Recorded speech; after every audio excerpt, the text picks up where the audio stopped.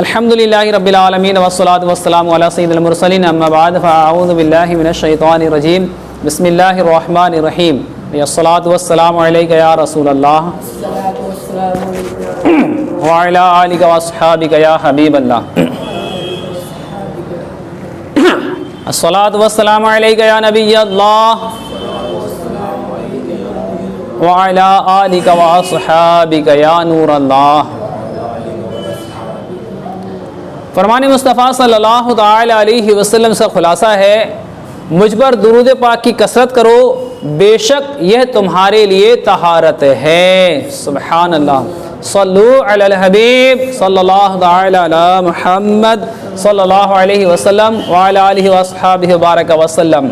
आइए इंशाअल्लाह अज़्ज़वजल हनफी तरीके के हिसाब से वज़ू का तरीका सीखते हैं इंशाअल्लाह अज़्ज़वजल। पहले ये कि काबतुल्लाह शरीफ की तरफ मुंह करके ऊंची जगह बैठें, है ना। ऐसा करना मुस्तहब है, यानी काबा शरीफ की तरफ रुख हो और ऊंची जगह बैठ करके वज़ू करा जाए तो ये क्या है, मुस्तहब है। वज़ू के लिए नियत करना सुन्नत है। नियत दिल के इरादे को कहते हैं। दिल में नियत होते हुए ज़बान से भी कह लेना अफजल है। लिहाजा ज़बान से इस तरह नियत कीजिए कि मैं हुक्म इलाही अज़्ज़ा वजल्ला बजा लाने और पाकी हासिल करने के लिए वज़ू कर रहा हूँ। फिर उसके बाद बिस्मिल्लाह शरीफ पूरा पढ़ लीजिए, यानी कि बिस्मिल्लाहिर रहमानिर रहीम कहिए। यह सुन्नत है ना, यह भी सुन्नत है। तो बिस्मिल्लाहिर रहमानिर रहीम, और बल्कि अगर हो सके तो बिस्मिल्लाहि वल्हम्दुलिल्लाह कह लीजिए कि जब तक बावज़ू रहेंगे फरिश्ते नेकियां लिखते रहेंगे। सुभान अल्लाह। तो क्या ये अच्छा नुस्खा पता चल गया? वल्हम्दुलिल्लाह, जब तक बावज़ू रहेंगे फरिश्ते नेकियां लिखते रहेंगे। बिलफर्ज तसव्वुर कीजिए कि आपका वज़ू 4 घंटे तक सलामत है, तो 4 घंटे तक आपके नामा अमल में नेकियां लिखी जा रही हैं कि बावज़ू हैं आप। अब अगर बंदा कोई पूरी रात बावज़ू रह ले या सुबह से लेकर शाम तक बावज़ू रह ले, अगर मान लो नाइट जाग रहा है, पूरी रात बावज़ू है, तो पूरी रात नेकियां लिखी जा रही है ना। तो क्या ये अच्छा हो कि ज़्यादा से ज़्यादा वज़ू बनाएं, वज़ू बावज़ू रहें इंशाअल्लाह अज़्ज़ा। जब भी वज़ू टूटे फ़ौरन वज़ू कर लीजिए। जब भी वज़ू टूट जाए फ़ौरन, अगर गुंजाइश हो तो फ़ौरन वज़ू कर लिया जाए। अब जो है बिस्मिल्लाह शरीफ, अगर बिस्मिल्लाह वल्हम्दुलिल्लाह कह लें तो फरिश्ते नेकियां लिखते रहेंगे। अब दोनों हाथों को 3-3 बार पहुँचों तक धोइए, इसे कहते हैं पहुँचों तक, है ना। पहुँचों तक धोइए। नल बंद करके दोनों हाथों की उंगलियों का खिलाल भी कीजिए। ये दोनों हाथों की उंगलियां इस तरह से खिलाल कर लिया आपने, है ना, ये खिलाल भी कर लीजिए। कम से कम 3-3 बार दायां बायां ऊपर के नीचे दांतों में मिसवाक कीजिए, है ना। 3-3 बार कम से कम 3 मरतबा मिसवाक करें। इससे ज़्यादा कर ले लेकिन 3 मरतबा से कम ना करी जाए। ज़रूरत हो तो इससे ज़्यादा भी कर सकते हैं ना। तो 3 मरतबा कम से कम करा जाए और यानी इसे मिसवाक को लें और चबा करके अच्छी तरह से ऊपर के दांतों में सीधी तरफ 3 मरतबा घिसें करें इसे। फिर उसको धो लीजिए।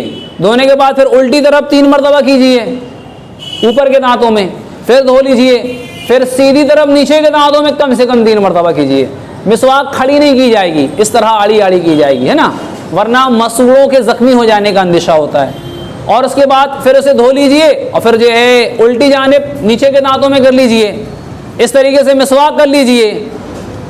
हुज्जतुल इस्लाम इमाम मोहम्मद गज़ाली अलैहि रहमतुल्लाह अलवाली फरमाते हैं, मिसवाक करते वक्त नमाज में कुरान मजीद की किरात और ज़िक्रुल्लाह अज़्ज़ा व जल्ला के लिए मुंह पाक करने की नियत करनी चाहिए।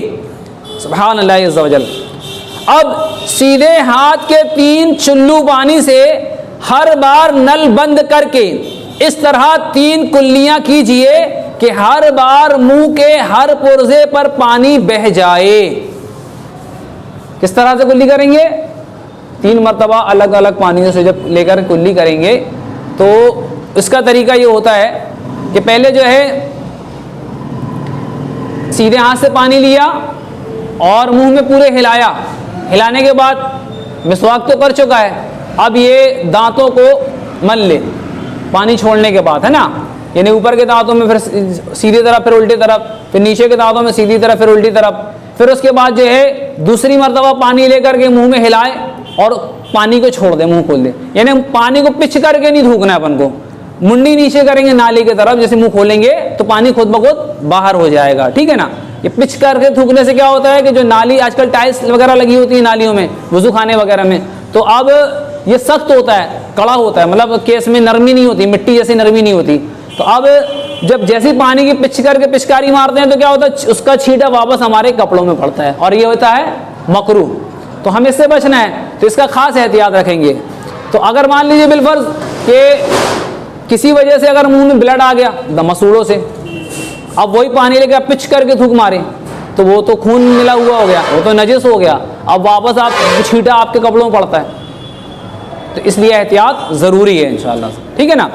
फिर दूसरी मरतबा पानी लेकर के मुंह में हिला करके छोड़ देंगे, फिर ज़ुबान और तालू को साफ़ कर लीजिए। फिर तीसरी मरतबा पानी लेकर के अगर रोज़ा नहीं है तो गरगरा करके फिर पानी छोड़ दीजिए। ये हो जाएगा 3 मरतबा कुल्ली करना। फिर इसके बाद जो हर बार 3 बार नाक में नर्म हड्डी तक पानी खींचिए, चढ़ाइए, मतलब है ना। ये नर्म हड्डी जो हड्डी जो दबती है ना, इसको नर्म हड्डी कहते हैं। तो कैसे चढ़ाएंगे? पानी लेकर के हल्की सांस लीजिए, जैसे सूंघते हैं कोई चीज़ ना, सूंघे और पानी, सांस छोड़ दीजिए, पानी खुद अंदर सांस के जरिए जाके और बाहर हो जाएगा। पानी मारने से अंदर नहीं जाता, पानी सूंघिए और उसके बाद जो है उसे सांस को छोड़ दीजिए, पानी बाहर हो जाएगा।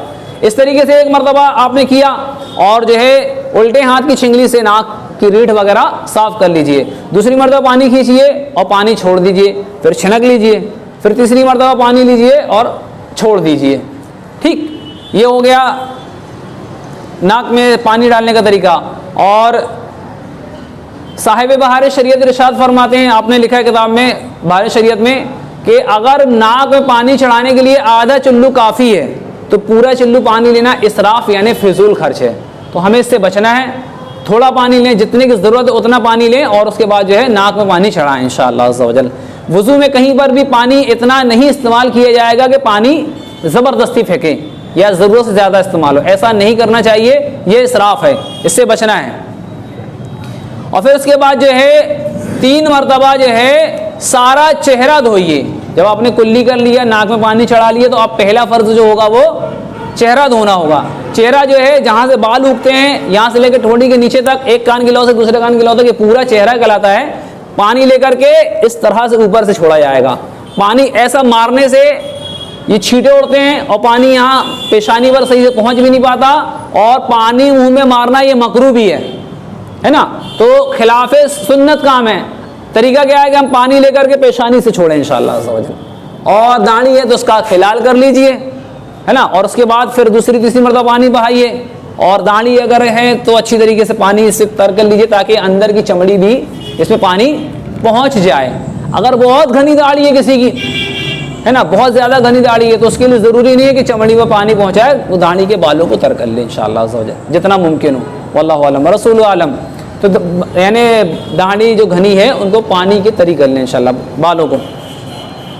और उसके बाद जो है अब बंदा जो है दोनों हाथों को आधे बाजू समेत, कितना, आधे बाजू समेत, ये कोहनी होती है और इसके ऊपर का थोड़ा सा इससे ऊपर ले लीजिए, तो आधे बाजू से दोनों हाथों को 3-3 मरतबा धो लिया जाए, ठीक है ना। इसमें यह एहतियात रखेंगे कि नल चालू करने के बाद, और बाज़ लोग जो है नल के नीचे इस तरह से धोते हैं और फिर वापस ऐसे ही आते हैं, ये हो गया 2 मरतबा। फिर आपने इस तरह से लिया, फिर आपने इस तरह से पानी नल की धार के नीचे आपने हाथ ऐसे ले गए, ऐसे लेके आए, ऐसे लेके गए, ऐसे लेके आए, तो ये 3 मरतबा आप करेंगे तो आपका हाथ कितनी मरतबा धुलेगा?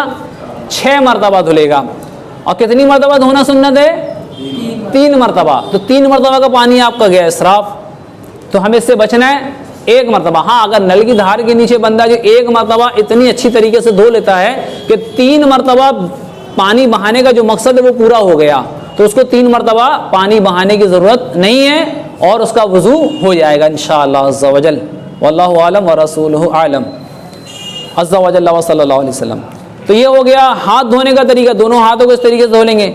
फिर जो है बाल जहाँ से उगते हैं ये इस तरह से 3 उंगलियों का ऐसा हल्का ये मिला लें, दोनों हाथों की 3 उंगलियों, पहले पानी लेकर के नल बंद कर दीजिए और फिर उसके बाद ये यहाँ से पानी छोड़ेंगे ना, ये हथेली से जिसको पहुँचे कहें, यहाँ से पानी छोड़ेंगे और नल पहले बंद कर देंगे, छोड़ देंगे।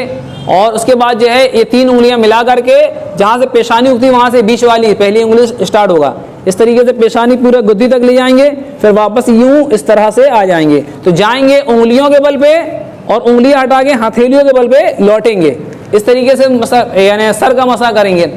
ये अपना तीसरा फर्ज हो रहा है। पहला फर्ज चेहरा धोना, दूसरा फर्ज दोनों हाथों को पहुंचो कोहनियों समेत धोना और तीसरा जो है चौथाई सर का मसहा करना। तो अब जब आपने सर का मसहा कर लिया तो अब आपकी ये 3 उंगली और हथेली का इस्तेमाल हो गया। अब बची उंगली, तो उंगली से कानों का मसहा कर लीजिए इस तरीके से, ठीक है।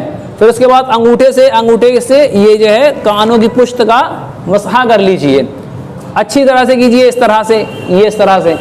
और इसके बाद जो है बची पुष्ट, तो इससे जो है गर्दन की पुष्ट, गर्दन गले का नहीं करना है, पुष्ट का इस तरह से मसहा कर लीजिए इस तरीके से। और इसका अगर बेहतर ये होगा कि छिंगली बाद में कानों के अंदर कर लीजिए, ये मुस्तहब में आता है, वल्लाहु आलम रसूल आलम। तो इस तरीके से मसहा कर लीजिए। बाज़ लोग 3-3 मरतबा सर में हाथ फेरते हैं या कान में कई मरतबा यूँ घुमाते हैं, ये दुरुस्त नहीं है। सुन्नत तरीका एक ही बार मसहा किया जाए, ठीक है ना। फिर बिलफर्ज पकड़ लीजिए कि सीधे पाँव को हमेशा उल्टे ही हाथ से धोना है, ठीक है ना। तो अगर जैसे मान लीजिए कोई माजूर वगैरह ना हो, जैसे किसी का एक ही हाथ है या हाथ में प्लास्टर बंधा हुआ, हाथ में जख्म है, वो कंडीशनें अलग हैं।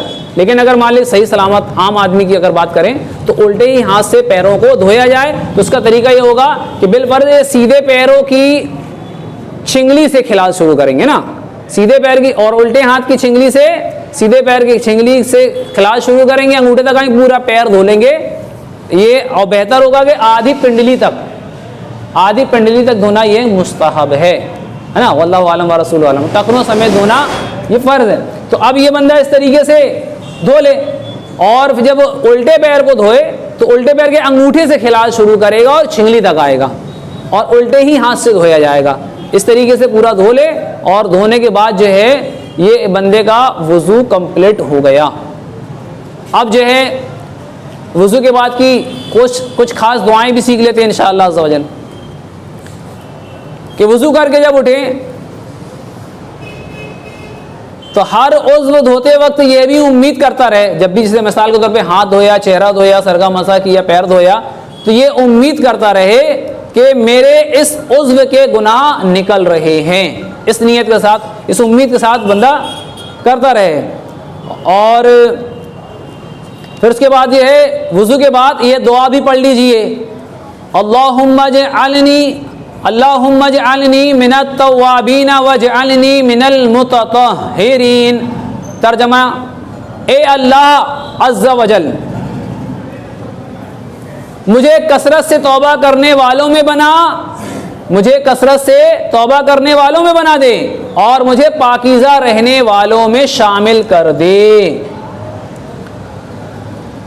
जन्नत के 8 दरवाजे खुल जाते हैं। सुभान अल्लाह अज़्ज़ा वजल।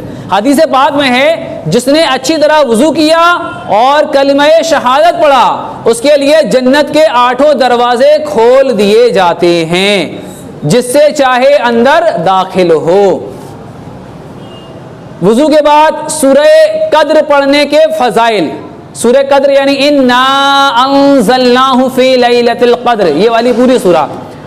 तो हदीस मुबारक में है, जो वज़ू के बाद 1 मरतबा सूरह कद्र पढ़े तो वो सिद्दीकीन में से है। सुभान अल्लाह। और जो 2 मरतबा पढ़े तो शुहदा यानी शहीदों में शुमार किया जाए, और जो 3 मरतबा पढ़ेगा तो अल्लाह अज़्ज़ा वजल मैदान महशर में उसे अपने अंबिया के साथ रखेगा।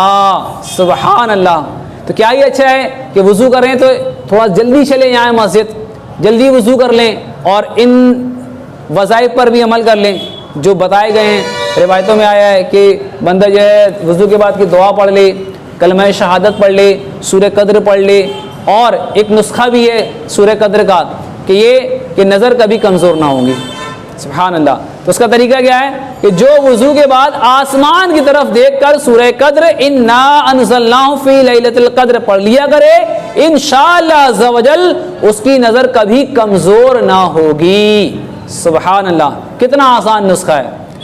सल्लू अलल हबीब सल्लल्लाहु तआला अला मुहम्मद सल्लल्लाहु अलैहि वसल्लम। तो पता ही चला कि इस तरीके से अगर हम अमल करेंगे तो इंशाअल्लाह अज़्ज़ा वजल हमें बेशुमार फ़वाइद हासिल होंगे। अल्लाह ताला हमें कहने सुनने से ज़्यादा अमल करने की तौफ़ीक़ अता फ़रमाए। जैसा कि हमने सीखा, इससे बेहतर या कम अज़ कम इस तरीके से हमें वज़ू बना करके अल्लाह अज़्ज़ा वजल की इबादत करने की अल्लाह ताला हमें तौफ़ीक़ अता फ़रमाए और बावज़ू रहने की तौफ़ीक़ अता फ़रमाए। आमीन बिजाहिन नबील अमीन व सल्लल्लाहु तआला अलैहि व आलिहि वसल्लम। सल्लू अलल हबीब सल्लल्लाहु अलैहि मुहम्मद सल्लल्लाहु अलैहि वसल्लम।